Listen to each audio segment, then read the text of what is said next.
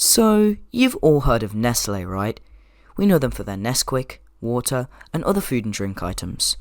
But if you go deeper past that, you'll find out the dark secrets of the company. Let's start off with the baby formula scandal. Let's go back to quite a while ago. You all know Nestle for their baby formula products, right? Well, this is where the story begins, my folks. It starts off with Nestle trying to sell baby formula to underdeveloped countries where there was a lack of water, which is needed to make baby formula. And the portion size was just enough that by the time you got through it, it had been so long that the mother couldn't breastfeed anymore, meaning that you had to buy more, which is a very evil practice that they managed to hide under the rug. Most of the groups that they were targeting were in Africa, go figure, and so of course they had no clean water available, and due to low literacy rates, many didn't know that they had to boil the water to sterilize it. This often led to babies getting sick and dying. Yeah, I think we should move on to the next Nestle scandal. Next is the Nestle water scandal. Few people know it, but Nestle is actually the world's largest producer of bottled water. In fact, they're so keen on their water business, which also involves many of their other products, that they believe water isn't a universal right. At the Second World Water Forum in 2000, Nestle pushed for making access to drinking water from a right to a need, a defining change. Meanwhile, Nestle drains the aquifers.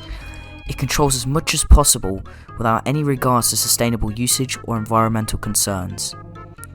A recent case is the California drought, an issue without precedent in the past 1,200 years.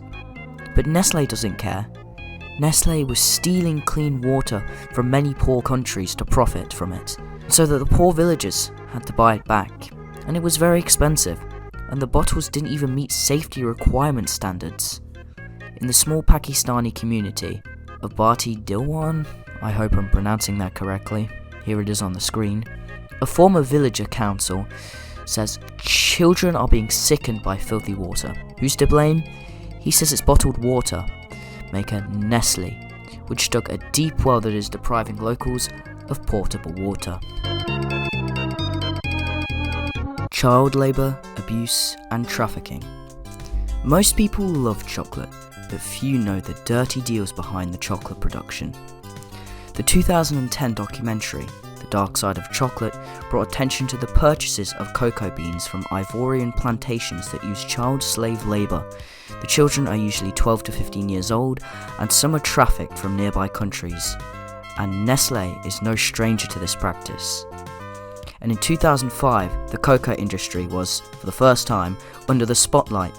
The International Labour Rights Fund filed a lawsuit against Nestle, among others.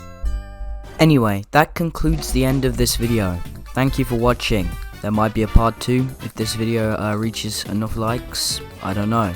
If you got this far, you probably liked the video, so please subscribe, unless you're forced to watch it by someone, which in that case, I don't blame you. But thanks for watching, and check out some of my other videos, and I might make content like this some point in the future, so subscribe. Bye!